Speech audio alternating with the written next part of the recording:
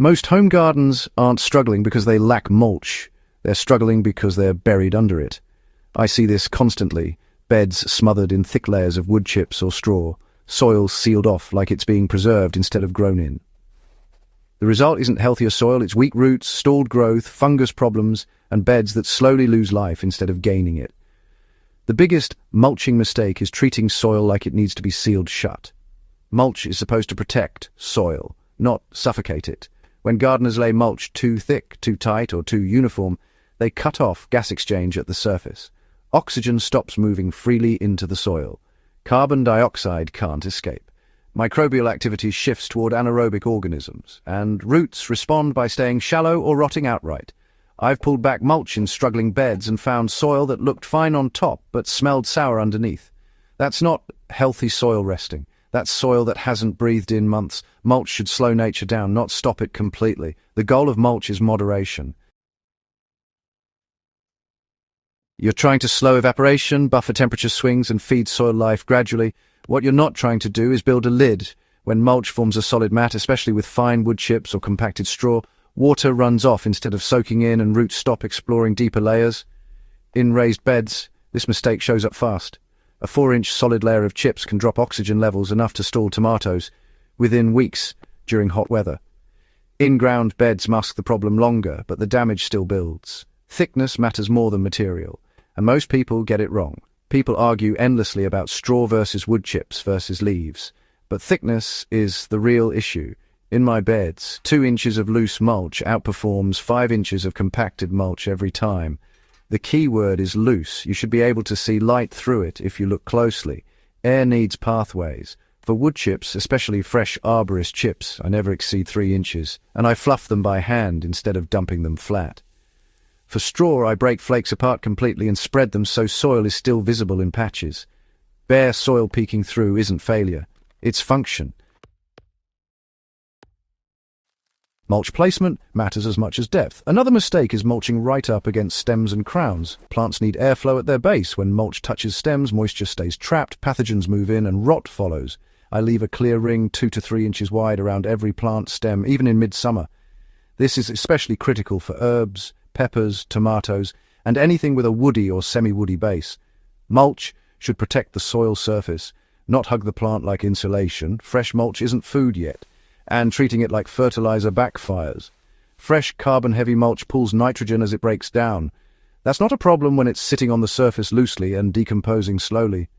It becomes a problem when it's packed thick and wet, accelerating microbial demand right where roots are trying to feed. I've tested this repeatedly. Beds with thick, wet mulch show nitrogen deficiency even when soil tests fine. The fix isn't more fertilizer. It's pulling mulch back, letting oxygen in and letting decomposition slow down to a pace roots can tolerate.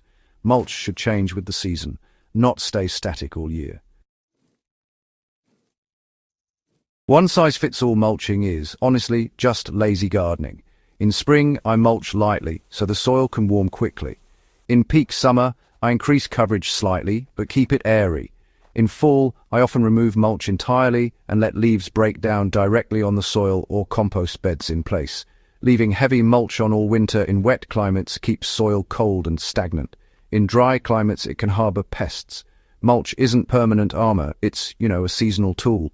Raised beds, in-ground beds, and containers all need different approaches. Raised beds drain faster and heat up more, so they need lighter mulch applied more carefully. I stay closer to 2 inches and refresh more often rather than piling it deep.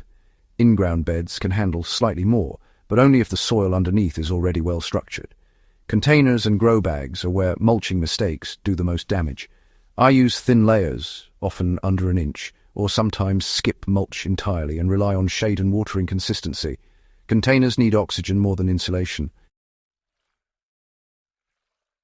Hydroponic growers make the same mistake with surface covers.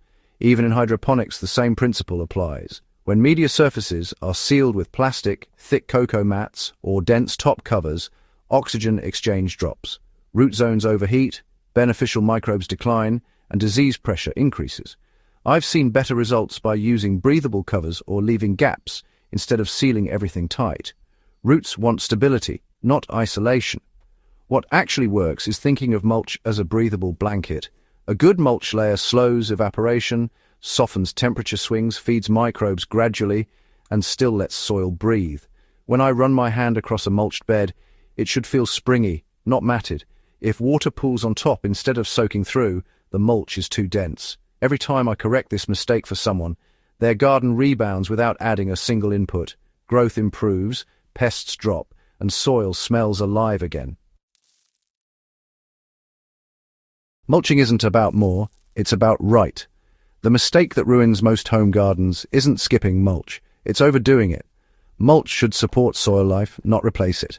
When you stop smothering your soil and start letting it function, the entire system becomes easier to manage. If you want more practical, experience-driven gardening like this, subscribe to Gentle Herb Living and share this video with someone who keeps piling mulch on but never gets the results they expect. Better gardens come from understanding how soil actually works, not following rules without context.